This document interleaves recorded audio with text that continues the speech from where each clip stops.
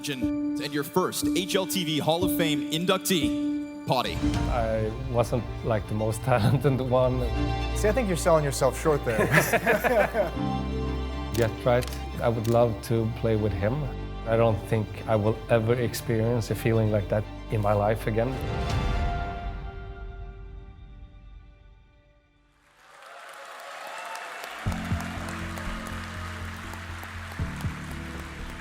Thank you so much, HLTV, for hosting this amazing award. It's a great honor being here. Sat down, I'm joined by Hall of Fame inductee, Potti. Congratulations, first of all. Thank you so much. It has to be a cool feeling. Yeah, it means the world to me. I mean, if there's any Hall of Fame you want to get inducted into, this is the one. We were just laughing. It almost feels like it's yesterday. I can't really picture this 25 years ago when I started Ninjas in Pyjamas in a basement. It was such a long time ago. I competed now, but I remember like at one moment in life I decided to dedicate all my time to like CS. I remember like I had this crazy moment. I just like decided I'm gonna be the best in the world and I'm gonna start my own team. Everybody's laughing, they call you crazy, nobody believes you. Like now it's when people hear the name, obviously everybody heard of Ninjas in Pyjamas, but back then when I had the vision, nobody ever heard about Ninjas in Pyjamas. Obviously people are gonna laugh at you, and who would have thought like 20 years ago that you could make money out of playing video games, right? If I got $5 every time someone said that, I would be a billionaire right now. It's actually 25 years ago I won the first ever World Championship in Counter-Strike, which is kind of amazing when I'm in a room full of these amazing people that some of them wasn't even born then, so. I remember like, standing there, it's the first CPL. Which one was that? Because there was the Babbages, right? Was the early one. So the first one was the Babbages, and it was quite funny because CS was just a small side tournament. It was still like the World Championship in CS, but it was still a small side tournament. We actually lost a player that missed the flight. That's right. You guys had to play with like a Quake player? Yeah, so we had to play with a Quake player, and that's even, the story is even more insane because we actually won like the first official World Championship with a stand-in Quake player. The grand final against X3, I specifically remember watching that, coming home from school and watching it like 3 times in a row with my brother.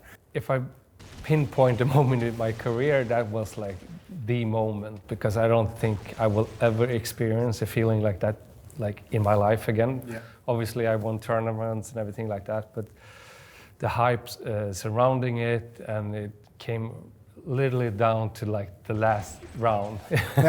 They won the first map in overtime, and it was like, oh my God, not another overtime, because if it goes to like a second overtime, we're gonna lose. I was so sure, like people mentally has just like given up. The moment we won, like the excitement, the relief, and like everything at the same time, it was just amazing. Obviously, like winning a trophy is always amazing. It's a special feeling, but that one was like the special one. You actually kind of started almost like a 2-decade-long Swedish reign of terror in Counter-Strike. Do you ever think about it in that context of like you kicked it off and it's just been carried forward? Yeah, sometimes. I think that we were one of the first team that really took it like super serious when it came to like preparation, tactics, like the whole package. Obviously, we had like the skill, but we also knew how to practice and become better, and like not getting too comfortable with like winning, just like trying to achieve more and more. And you could say people growing up in Sweden, they looked at us, what we were doing, they're trying to do the same, and then they inhabited like a good way of playing, you could say. You guys were the model, for sure, for a lot of teams back then.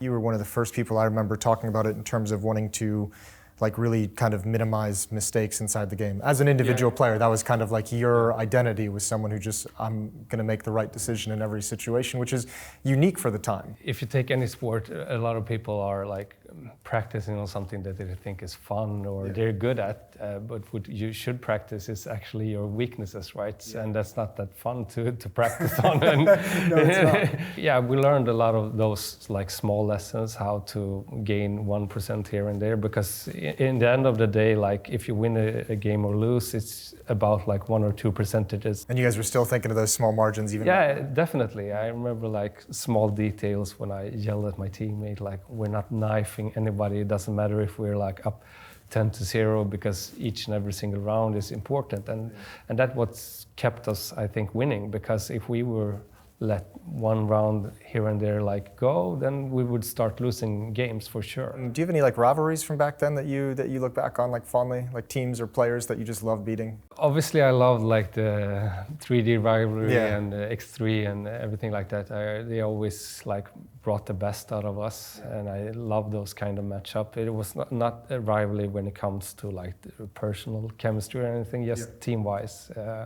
Obviously, we had some rivalry in Sweden. Vestlund, right? Was the big Westland one? was the first one. Then we played a lot against eyeballers. Sure. They were like consistently second until they finally beat us, and that was one of the reasons. Like as I said, some of the teammates were kind of fat and happy back then. Yeah. Like we won everything. Do we need to practice that much? And as soon as you get that mentality, I'm telling you, it's over. Well, yeah, but to be fair, like it's kind of hard, I guess, not to develop that mentality. I have just some of them written down, the big ones, which are like our majors back then.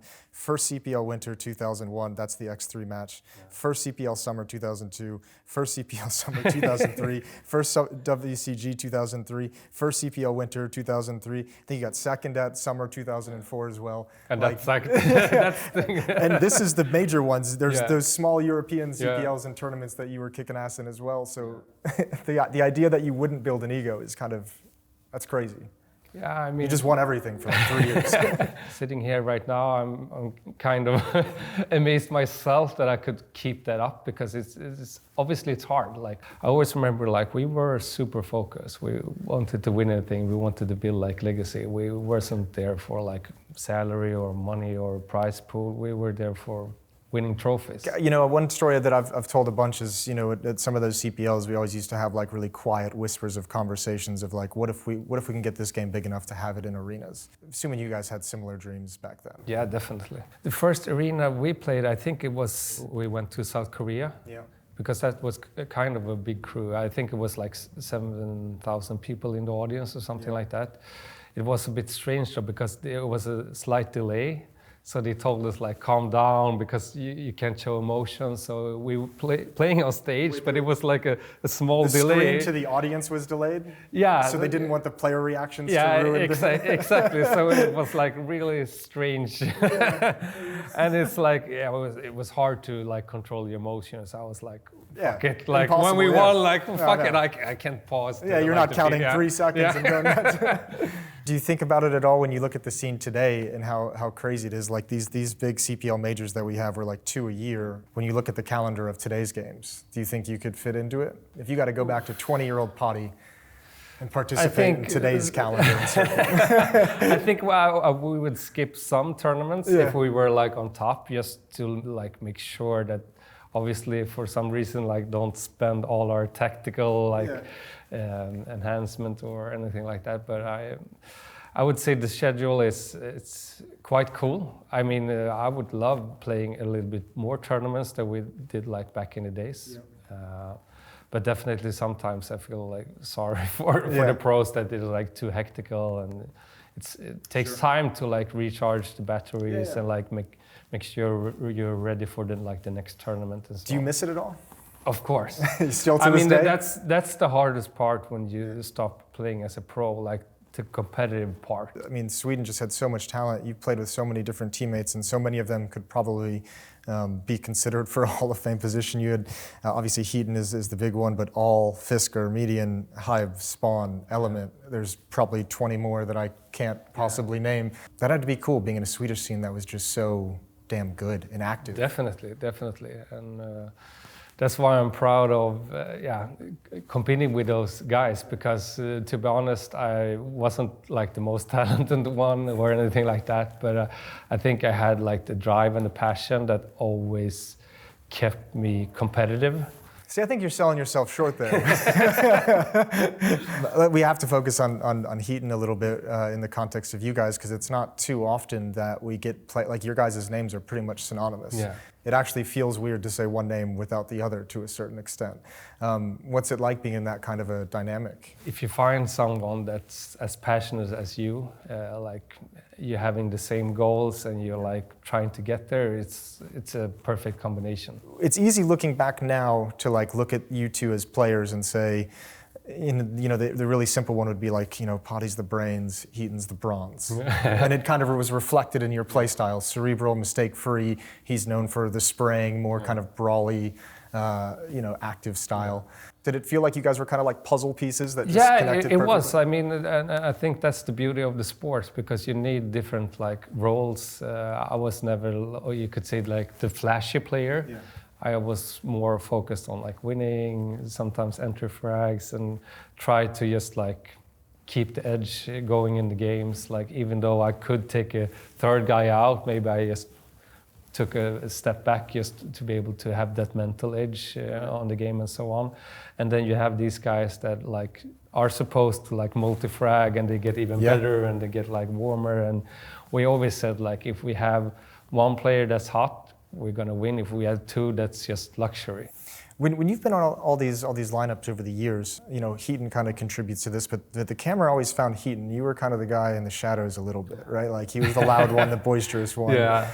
In terms of like you as a player kind of got overshadowed, is there something that you always felt like you never got enough? I don't know if credit's the right word, but is there something about you as a player? I was kind of like happy with that, you could say. Yeah. I'm still kind of that guy today. I like building businesses more than myself. I like being like in the background and building something great for everyone else, and then I'm kind of in the background, because sometimes, I mean, obviously you want to compete and you want to like put your name up there, win trophies and everything like that, but sometimes you might not want like all the fame that comes to it. Sometimes though I get triggered when someone says like he's better than you or that, and obviously it's so many years ago when I competed, but if someone says like he's better than you, blah blah, but I competed against the guy, I'm not gonna like name drop anything, and I always won. Like, how can you say the guy is better than me? It's a flash of the old ego just comes up. Give me like a memory that you have from like the Counter-Strike days of some of your teammates. Is there one that like sticks out in particular? Not necessarily like tournament wins, but just an experience, the location.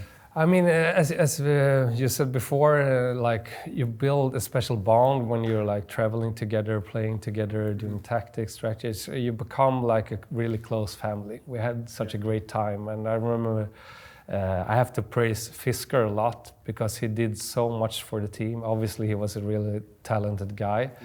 Yeah. He didn't get enough credit, but he was also like.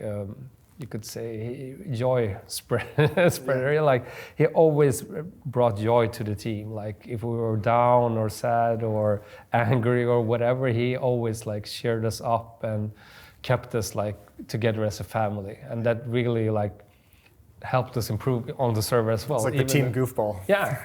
So even though he did a lot of those stuffs, like we didn't even have, we was just like eating somewhere or anything like that, but it helped us a lot. You kind of retired, I mean, relatively, probably felt abrupt at the time. Yeah. Shock with you guys kind of, with you stepping down when you were still winning tournaments and going deep. But you got to watch kind of the next generation of Swedish players, not just, the 10 to 15 guys and eyeballers in Team 9, NIP, SK, but then the next generation of Fnatic kind of started rising up, and Force and Get Right obviously are fellow inductees with you guys. Yeah. What were your thoughts on getting to watch their careers kind of begin after you stepped away?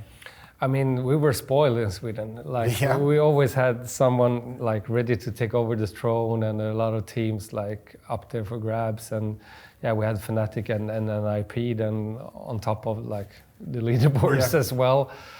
So we were really spoiled on having so many good like Swedish players that kept us like competitive. With Swedish Counter-Strike, like what was it, do you think? Has that always had a pretty tight-knit community? Do you think that's how you guys fostered so much talent? I think we were lucky. We had a lot of local LANs quite early, which had decent prize pool. I think everybody wanted to show up on LAN. Back in the days, it was kind of a status thing that like, oh, you could be good on LAN, online, but come to LAN and let's see how good you really are. I remember you guys had Inferno Online. Yeah. Which was like, went down in like esports, Counter-Strike legend. That spawned so much Swedish talent, it felt like. I got to visit it a few years back for the first time ever in my life. I went to Stockholm, I was like, I have to go to Inferno Online. You guys had such a cool, rich, local scene. I mean, we always had like the practice room somewhere. Inferno Online sponsored us when we really on top. We had everything set up as well. I mean, obviously you have to like do the work as well. Yeah, to get that kind of stuff. Nothing is given to you. You have to do the work. If you look back on your career, is there any one player that you wish you had gotten a chance to play with? I would say he's a close friend now. Unfortunately, Getright burst into the scene a little bit afterwards. I would love to play with him and see what we could have done together. That would have been a crazy partnership. Yeah, definitely. You guys would have had to fight for who's going to clutch there. Yeah, definitely. You know, through your Counter-Strike career, at least, it's hard to identify a place where you might have made a wrong decision or mistakes, because you just have trophy after trophy all the years you were competing. I mean, I was so honored. I feel blessed to be one of the first inducted. It's just a dream come true, basically. Congratulations again on the Hall of Fame. I'm so happy that you got to come out here for it. It's going to be fun. Thank you so much. I would love to dedicate this moment and the Hall of Fame award to my mom.